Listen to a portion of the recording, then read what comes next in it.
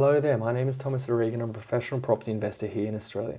Now, I wanted to talk about the best places to buy houses under the 500k mark.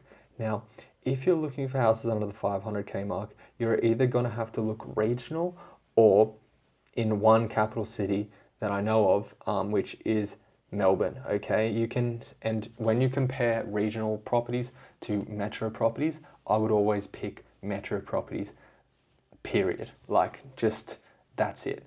If you're looking at a 500k metro property or a 500k regional property, I would pick the metro property, just to be clear.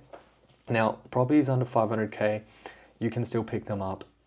And when I say properties, I'm gonna talk about houses, because lots of places in metro areas where you can pick up properties for under 500k, but houses, it's a little bit harder to find them. Now, let's start with Werribee. Werribee is a place in Victoria, about 30 k's from the CBD, western suburbs, where you can easily find houses under 500k. These might be 3-bedroom houses with 1 bathroom on something like a 400 square metre lot. Possibly you could find a bargain on a 500 square metre lot. Now, there's a lot of suburbs around Werribee, like Tarneit, Truganina, Hoppers Crossing, those sort of suburbs, and Laverton almost.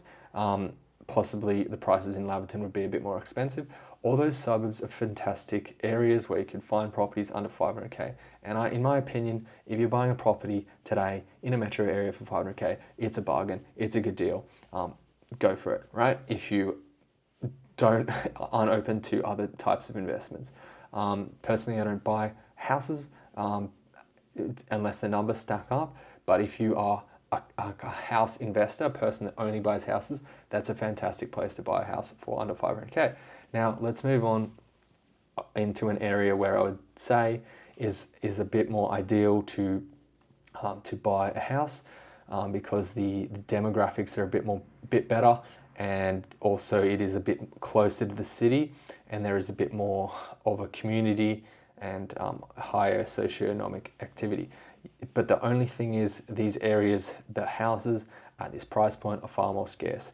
Now, Deer Park is a bit close to the city. Deer Park, Sunshine area, around there, Footscray.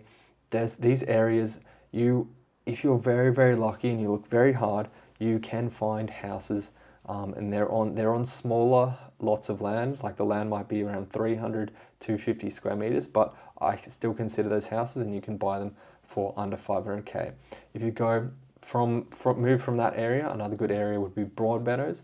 There is properties in Broadmeadows that you can pick up for 500k, and these might be older style houses that need work.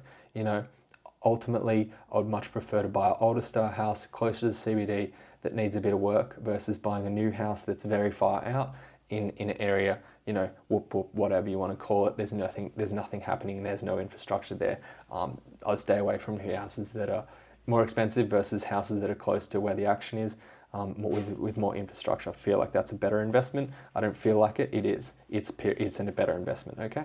So another area would be sort of Craigieburn and Donnybrook. Donnybrook. It's funny that I just said that, because these houses in Donnybrook and Craigieburn are newer houses, but they are still relatively close to the city for their price point. It might be a 3-bedroom, 4-bedroom townhouse style thing, but I still consider those good investments in terms of again, the demographic of the area is not too bad. It's not as bad as Werribee, Hoppers Crossing, but yeah, you're picking up properties for 500k. Another one, and this is a well-established area that's been there for a long time, is Thomastown. You can pick properties up in Thomastown, and again, these are going to be like the older style houses on a larger block. There's really not too many deals in there for 500k, but if you get lucky and you're very diligent with your looking, you'll find a little gem in there. And I would recommend these properties 100%. It's a good investment. If you are looking in a metro area and you're picking up property for 500k, and you're going, should I invest here? Should I not? And you're comparing it to another property that is regional for 500k, my God, please just forget about the regional one. and buy the one in the metro area.